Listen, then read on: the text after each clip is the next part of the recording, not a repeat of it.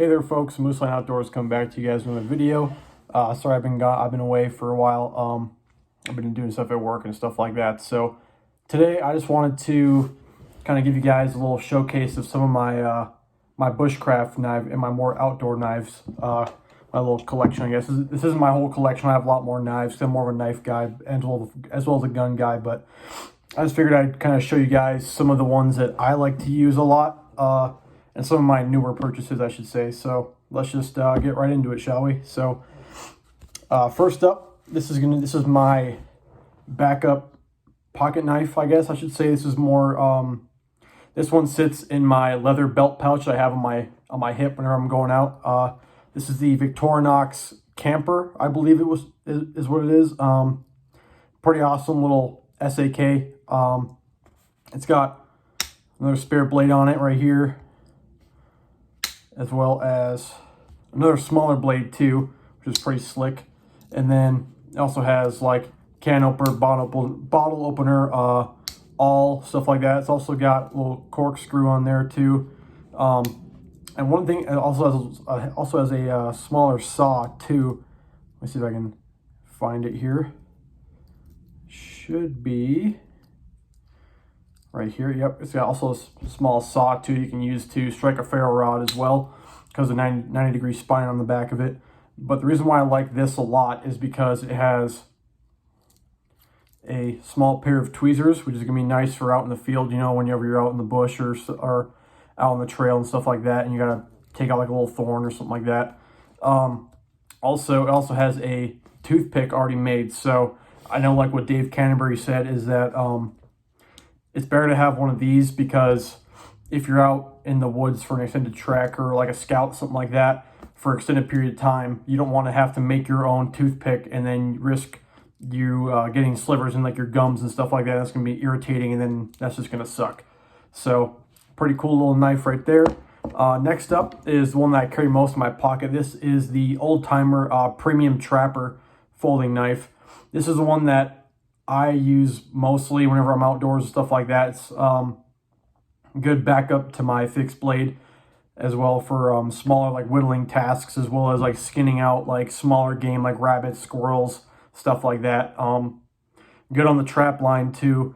It's got a pretty nice folding blade on it, pretty sharp too. Nice little drop point, kind of clip point buoy style blade. And it's also got a pretty cool addition too. It actually has a gut hook on it too, so that can help you out with skinning out squirrels and stuff like that. Like I said, just a little added extra feature to help you out. And then also has another pretty nice saw blade on there too. And as you can see, I've used it right here with my ferro rod to test it out. It strikes the ferro rod pretty well because of the 90 degree spine. Pretty awesome blade. I've used it quite a bit. One of my more favorite ones to keep in my pocket as well. And then next up, I have just a old kind of like the Buck knives kind of style, like folding knife. I'm not sure where I got this. I like the look of it. I think it's pretty cool. It looks kind of like some of the old trappers and the old mountain men and the long hunters used to use, kind of, I guess. Not the same style, but kind of similar, I guess I should say. It's got the clip point, kind of like a Bowie knife as well. The blade's kind of dull. I need to sharpen it up a little more, but so I mean, as you can see, it's been used a lot. Nice mirror finish on there too.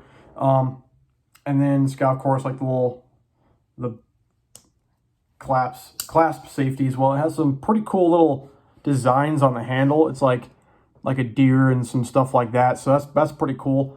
I'm not sure. This was given to me a few years ago. I'm not sure where my cousin got it, but it's pretty awesome little knife as well. I'll typically carry this if I'm not carrying this in my pocket, or I'll carry this. I'm not carrying this one or the next one I'm going to show you guys in my pocket. So pretty cool little knife right there. Next one is more of a pretty expensive, I guess, kind of knife. It is the Benchmade. I believe this is the Grizzly Ridge, I believe. It's got the pretty nice, like, I don't know if that's synthetic or actual walnut handles or not, but of course has like Benchmade's axis lock, their patented axis lock. Pretty awesome locking mechanism for knives.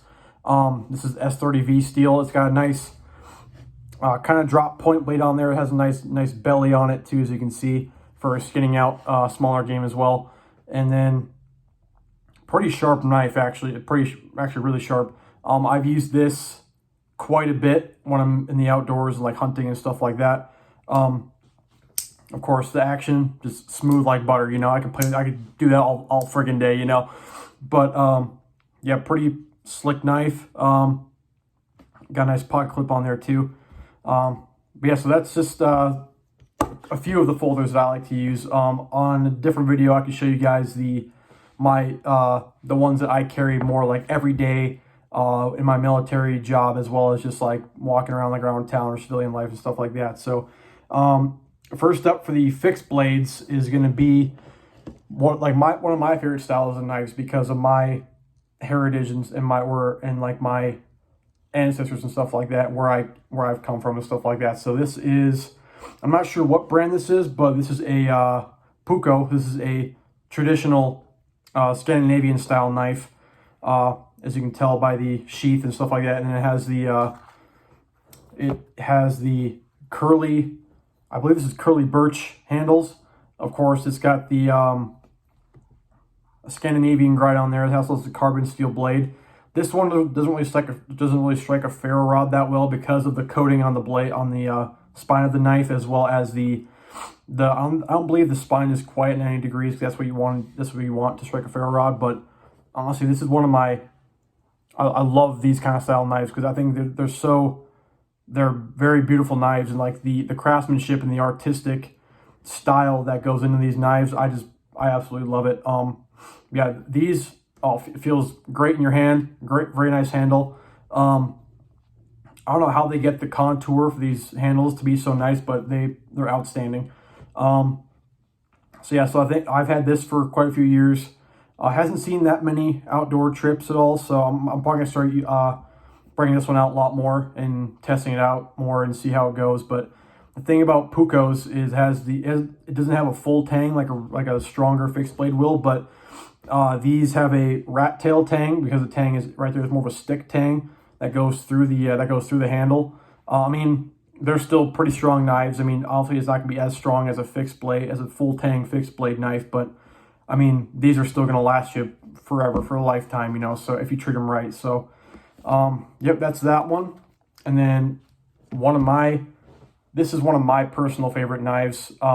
Just not for like the looks or anything. Well, that is part of it, but as well as the sentimental value that it holds to me, because this knife was given to me by my dad, and then my dad has had that since 1967 when he got it when he was 10, from when his the pastor or the preacher at his church went over to Finland and brought back a knife for him. And so this knife is roughly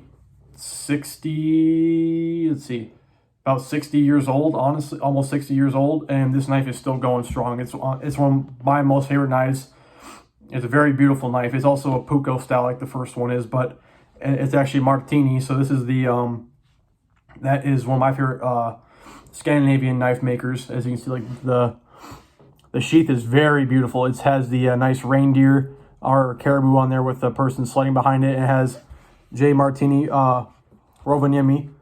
That's where the Martini headquarters is, I believe. I don't know if they're there anymore, but I think they've moved locations. But yeah, so this knife it's just a beautiful knife. It's very classic look.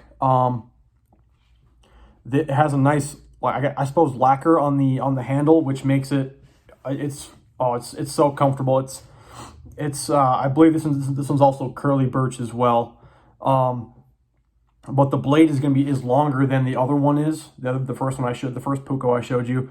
But it also has on the blade, it has Martini on there engraved, and then also another name I can't really see what, or can't pronounce what it is. But the clasp right here, I mean, it's a little loose, but I mean, it's like a 60-year-old knife. So I mean, that's just gonna be what it is. It is what it is. But still an awesome knife. Still going very strong.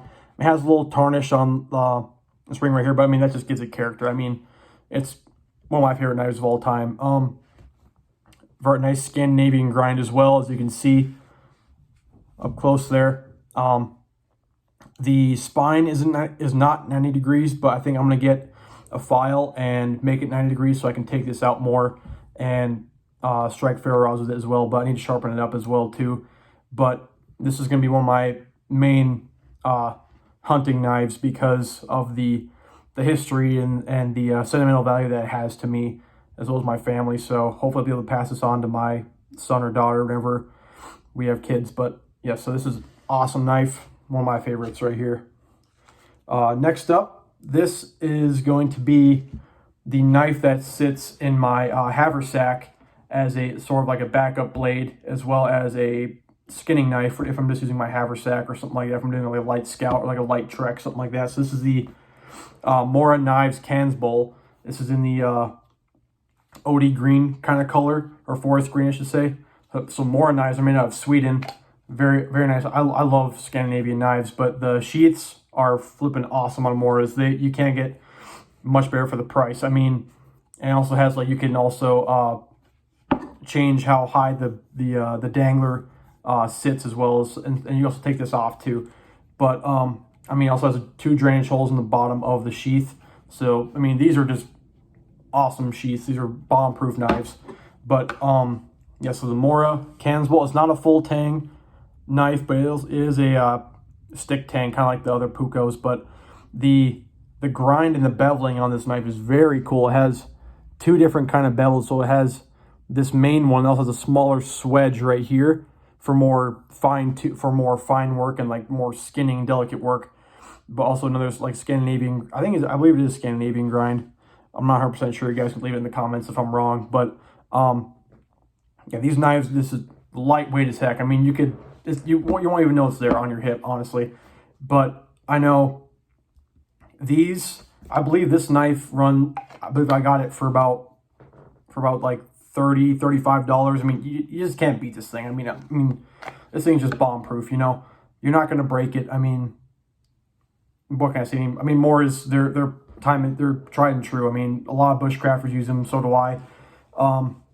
It also has a 90 degree spine as well, so you can strike a ferro rod pretty nice. But the thing about this one is that I wouldn't use it as my main knife because it is, of course, it's more of a lighter weight knife. And also, it's a pretty thin blade, but that's why I keep it in my haversack for more delicate, fine work and stuff like that. So another great knife. Next up is another Mora knife. This is the Bushcraft, but it's not the Bushcraft black, but it's the tan version, the coyote brown version. And this knife is also just bomb proof as well. Of course, in the sheath, you know, you can do a more dangler clip onto your belt, or you can actually have like the actual like belt loop one. But I like the more dangler style because you can do like that kind of thing. You can move around and stuff like that. But I mean, I keep this in my, if I'm not carrying my haversack, which I'm most of the time am, but for a more main belt knife, if I lose mine or break my main belt knife, this is my backup knife that sits at the top of my pack. So the Bushcraft series from Mora is awesome. They have nice diamond sharpener on the sheath, as well. It comes with a nice ferro rod, but I added this shock cord addition myself. So what you do, it has a little hole on the actual handle of the ferro rod right here that I just wove it through. And then, as you can see, I've used it quite a bit, you know. But so I did that because when it sits in the holder on the sheath for the ferro rod, it's just set like that. So I mean, of course, I mean it's pretty tough to pull it out. So I mean, you're probably not going to lose it, but on the off chance, I don't want to take that chance of losing a ferro rod because, you know, a ferro rod, like, you can't survive without fire. I mean, a ferro rod, that's one of the most tried and true ways to start a fire. I mean, and the reason why I put this shock cord on there is because I don't want to lose it falling out and stuff like that. So I just took like a 1.5, 2 foot piece of shock cord, routed it through, and I just did this little knot. And then what I do, I just bring it up around, have it like that, and then good to go. And that thing, it's not coming out. yeah, it's not coming out unless you want it to. So, but then move on to the knife here. Of course, another Scandinavian grind. As you can tell, I really like Scandi grinds. Nice 90-degree spine on there. I've used it quite a bit. The handle just feels awesome. It's a nice rubber molded handle. I mean, this thing, it's pretty awesome. It's a really good introduction to bushcraft knives, or to bushcrafting, I should say, like just for things like that, you know. I mean, I think I got this whole package for, I think it was 50-60 bucks. I mean, if you can't get one of these, a Cans Bowl or something like that, or like the companion, I would definitely recommend going with one of these bad boys for just to start off with bushcraft. This thing is just bomb proof, rock solid. I can't say enough things about Mora. Alrighty, so this next knife, it's not really a bushcraft knife. I mean, it can be if that's the only knife you have, but it's more of a hunting knife, I should say, or a self-defense knife out in the woods. This is the Puma SGB Bowie. This is awesome sheath. You know, I mean, the sheath is pretty good. I mean, the retention isn't the greatest, but I mean, it's still a rock. I mean, it's still a rock solid knife though. This is the Puma SGB Bowie. It's a very beautiful knife as well. It's not as big as like some of the giant Bowies, but this is more. I like this size of a Bowie knife is more me personally. But yeah, very awesome knife. German steel, German knife company. But I mean, these things are just awesome. I mean, it's got, I believe these are elk antler. It's an elk antler handle, I believe. 18 RC German steel. Very awesome knife, Bowie knife. So this part of the knife you really can't strike a ferrule with, but up here you can, because if you use up here by the clip, that thing just throws sparks like nobody's business. It's pretty freaking awesome. But I believe this blade is 5 inches, 5 or 6 inches, I believe. But I mean, I think that's just perfect for me for like a skinning, like a hunting knife, or like say like out in the woods, stuff like that, for like self-defense against animals or something like that. But this thing is just rock solid, and the craftsmanship is awesome, and it's actually a full tang knife as well, full tang Bowie knife. So yep, that's a pretty awesome knife. So I'm gonna be taking this out on a lot more hunts as well next couple of years here. So, and this is where these next 3 knives, the last 3 knives that I'm going to show you guys today, are more of my, well, 2 of the 3 are my main, more semi-custom bushcraft knives that I have saved up some money for, and then I've wanted to purchase for a while. So this one is going to be, the first one is going to be the Brissa Trapper 95. I know you guys might know it as, the company is Enzo, but I know they changed their name in the last couple of years, I believe, to Brissa. I don't know why they changed it. I'm not 100% sure. If you know why, you can leave down in the comments. I'll check it out. But this is another Finnish knife company. This is one of my personal favorite knives as well. As you can tell, I have a lot of personal favorite knives. But yeah, so this is, of course, is an 01 tool steel. Beautiful knife. It has the nice curly birch handles as well as the red liners. And this is also a Scandi grind as well, 90-degree spine. This is like a perfect size knife for me. I like just awesome knife. I mean, the 01 carbon steel, tool steel, it's not going to be as rust resistant as like, say, like a CPM 3V or 154 or something like that. So you will have to do some maintenance on this, but I mean, it's as long as you take care of your knives, they'll take care of you. So this is one of my personal favorite knives. I love this thing. The sheath is actually really well made too. I know there's been some complaints over time for the retention of these, that they get loose. I mean, I've had this knife for about a year and I haven't noticed anything. It comes with a dangler too, as well as this regular belt mount, but I mean, I'm not a huge fan of danglers. I mean, you might think I am because of all my Scandinavian knives, but I just took it off. I cut it off, and then I just use this because I like the more traditional look of it, because I think it looks a lot like the tradition, like the old trapper, mountain men knives that they used to carry as well.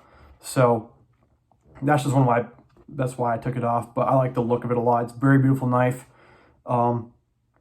They're actually pretty readily available too online. So you can look up Bristol Trapper 95, and then there's a bunch of them. You can get them in different steels and stuff like that. I know you can get them in like, I know there's 01. There's a couple, I think it's CPM 694 or something like that. I forget what the knife steels are, but there's a lot of variants of these out there. But awesome knife. Next one is also kind of like that Bowie. The Puma is it's more of a hunting knife, but I mean you can use it as a bushcraft outdoors knife. This is the Drop Point Hunter by Striped Dog Forge. Disclaimer: this knife is not made anymore. They discontinued this knife, I believe, a couple of weeks or about a month ago, a few weeks ago. So I bought it right before they discontinued it. So I was pretty happy about that. But Douglas Hoover, he's an awesome guy. He hand forges all these knives, and then his wife actually custom makes these sheaths for every single knife. These are made in Maine. So, and he is I believe he's a ex-Marine. So shout out to him. You gotta support the small veteran-owned companies out there. But this sheath is just freaking awesome. I love the look of this thing. Very traditional, just like the Bristol Trapper. It looks like the old Long Hunter Mountain Men Fur Trapper knives. This thing is just awesome. I love this knife. The sheath is freaking beautiful as well. The whole package is just amazing. Let's see here. So this is the knife. It was 1094 or 1095 carbon steel. So you still have to maintain it a little bit. Make sure to watch out for the rust and stuff like that. But this is one of the best knife steels that you can use. Has nice bloodwood handles on there. These things are awesome. This is an awesome knife. Has a nice drop point blade for skinning, gutting, stuff like that. As well, this thing strikes a ferro rod really well too. It also has the 90-degree spine on it. And this thing's just awesome, comfortable to hold. This thing is just awesome. I love this knife. A little smaller than I expected, but that's perfectly fine because this thing is nice, perfect size for, doing some spine work, stuff like that. Skinning up, smaller game, bigger game, whatever you want to skin with it or use it for, it's got you. So, I mean, this thing is just awesome. Shout out to him at Striped Dog Forge. You can check him out online or on Instagram.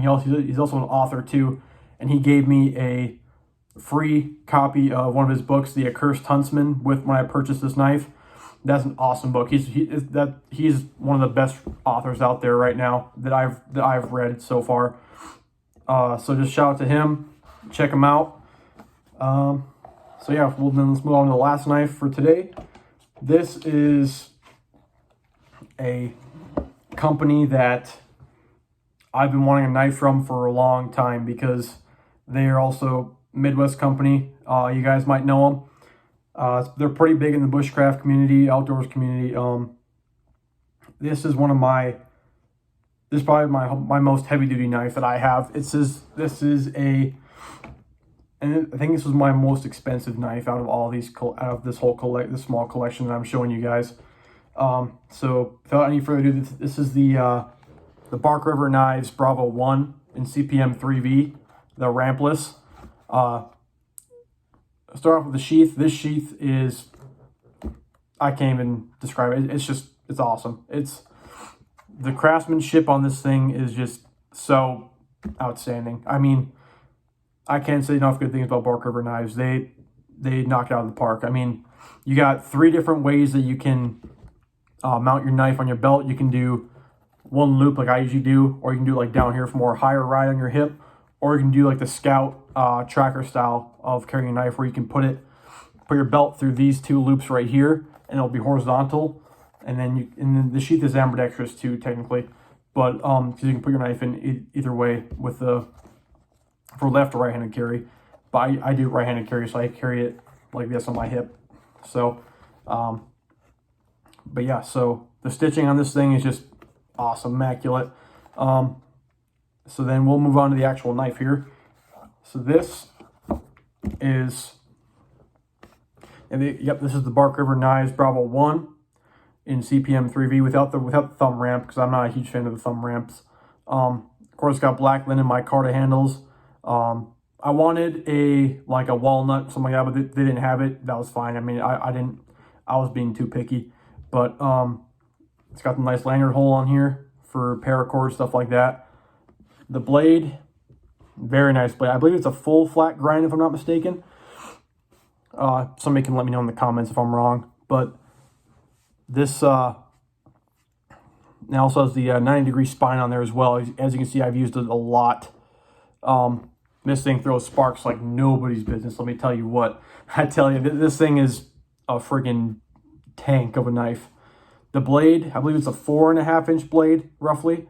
And this thing, when the factory grind from this thing is so sharp. Like I barely put I was trying to test how sharp the blade was when I first got it, and I barely touched the blade and it nicked my finger. So that thing, you know that thing is sharp. But the handle on it has the signature like Coke bottle shape that Bark River is known for. This thing is so comfortable in your hand.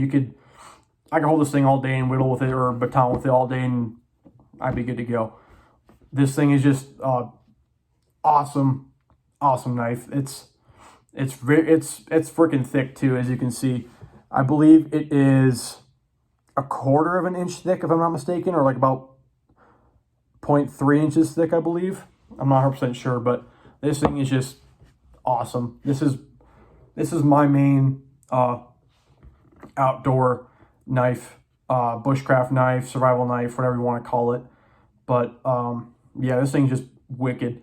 But the CPM 3V, this is one of the best deals you can get for knives right now, because it takes an edge pretty well, or very well, and then their edge retention is ridiculous. Like, you can cut stuff with this all day and you still have a fine edge on there. Like CPM 3V is also very rust resistant as well. So this thing is just a awesome knife, awesome blade. But so anyways, folks, those are some of my bushcraft / hunting knives. Next week or next few days, I can show you guys my haversack as well as my leather belt pouch kit setup, if you guys would like to see that, as well as my my pack setup too. So just let me know what you guys want to see in the comments. Like I said, my first video, my introduction to my channel. Just thank you guys for coming along and subscribing if you want to, and drop a like, share it. Yeah, anyways, thank you guys for checking out the video, checking out the channel, and hope you guys all have a good day.